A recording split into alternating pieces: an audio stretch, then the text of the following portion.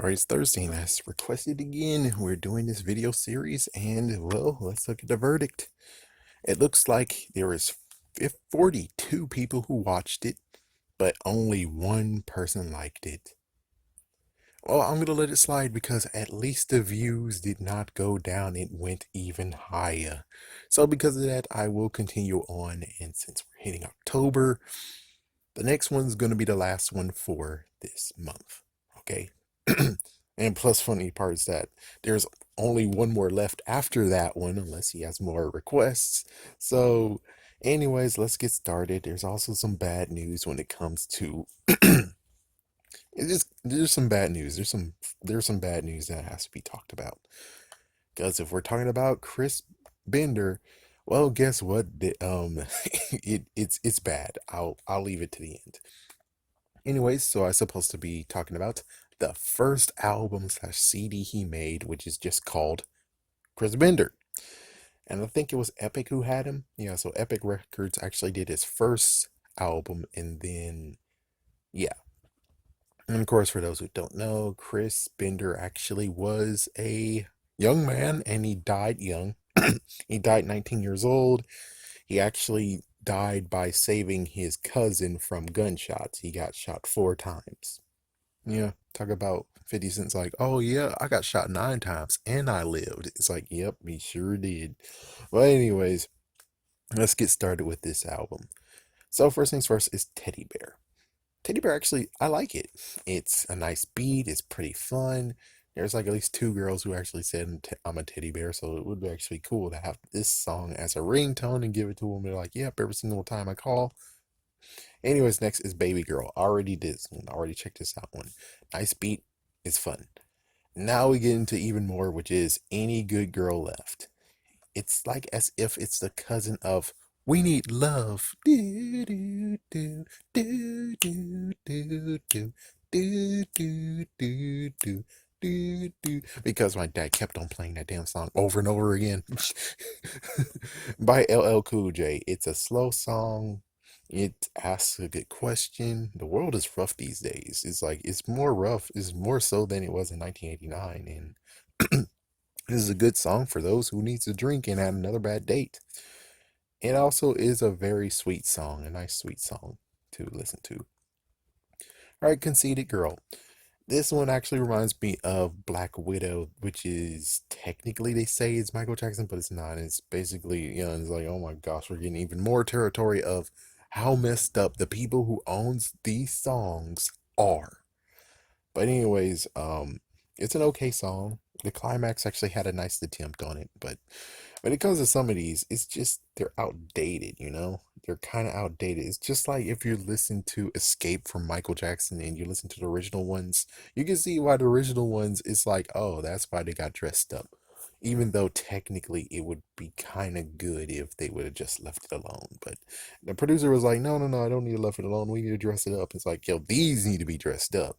The other ones did not. Michael Jackson's one didn't need to be dressed up. These would be good and interesting to see how to change it, to make it give it the experience that they did. It would be cool to see how that plays out. But anyways, yeah, Never Give Up sounds like Never Give Up on Me. It sounds like an end song for a movie, maybe even an intro to a movie of that time. And it could be used to actually get a girl to stay with them. It's like, yeah, it's like the very first part, or when it's like, oh, it's not working out, you just pop this song in and sing it, and there you go. She might actually take a second chance. That's how love goes. This one's pretty dated, but it could at least tug at your heartstrings a little bit. It is kind of funny listening to the girls sing in the echoes. Is I never thought a man like me could find. It's like, my gosh, what? These girls, what the hell? It should technically be never thought a man like him could find. Just flip it, because there's so many songs where you have to learn how to flip them. Like for instance, Indy Iree's song "Like a Queen." It's like, yeah, you have to learn to flip it like a king. It's like you gotta learn how to flip it. Which these girls were like, oh, it's like, yeah, so I can insult you. It's like, yeah, so y'all guys are men. You just freaking said that you guys are men. You just said that. You just said that. Anyways, Intimate Lover is a slow song. Again, it's dated, but it does have some interesting experimental like echoing in the music. That was pretty interesting. Last one is Go On and Love Your Girl. It's a nice song. It actually stretches his vocal talents. And again, it's just dated. It's like, yeah, this is 1989. It's dated by 2 decades. So, like, for instance, if I listened to it when it was at the time, it most likely would be a decent album, but it's outdated. It's just dated. It's like this one needs to have somebody come around and be like, oh, well, he died, right? He died so long ago. Oh, how about his 25th anniversary? We're going to actually do him the Michael Jackson experience. You know how they did it for Escape? Yeah, we're going to do that for this guy. It's like, that's what he needs. That's what he technically needs. He needs to have that like experience, but don't go way too spatial into it. Just update it. Kind of like what happened with Blue Gangster. Yeah, Blue Gangster was fine. Like, yeah, Blue Gangster, what they did with that was fine. Escape was fine too. I think technically, yeah, a place with no name is a good one as well. It's like, yeah, those type of ones is good. Those type of ones are good. That's all I'm saying is that it maybe needs to be dressed up a little bit more. If it was dressed up and gotten to like, we'll see how unbelievably good go.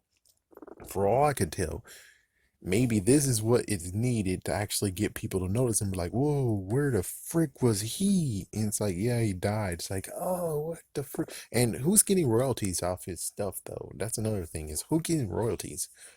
Now for the bad stuff before we end this. Okay, so Mr. Kinney's the one who did it, and Mr. Kinney gave me the link. The link actually goes to Topic. And it turns out that the people who have made this Topic channel is none other than freaking Sony Music. Mm, mm, mm. So if you click into the Christopher Bender um topic, you will actually notice that just like how Google does it, they mixed up the Chris Benders. So they have both Chris Benders in the same freaking channel.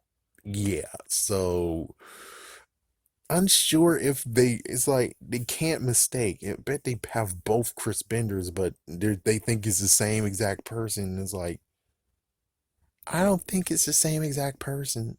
I'm pretty sure it isn't. He doesn't wear glasses. It's like, yeah, he doesn't wear glasses, and he only just had 2 albums, not 3. Apparently, this other one actually might have a gospel album. Maybe. So it's unsure, and if they actually just have the other Chris Bender and not the Chris Bender we're talking about, then it's like, yeah, someone needs to sue. Whoever has the real rights to him needs to sue. Other than that, yeah, you have 2 Chris Benders, and it's messed up that you mixed them both up and think it was one person. That's messed up. That's messed up on your part. That is messed up. But the only part, messed up part is like I said in the previous video, is since there is another music video out there, or apparently the Chris Bender that they mistaken the other Chris Bender, he does have a music video as well. The Chris Bender we're talking about does have a music video, and if Sony does own it, then oh shoot.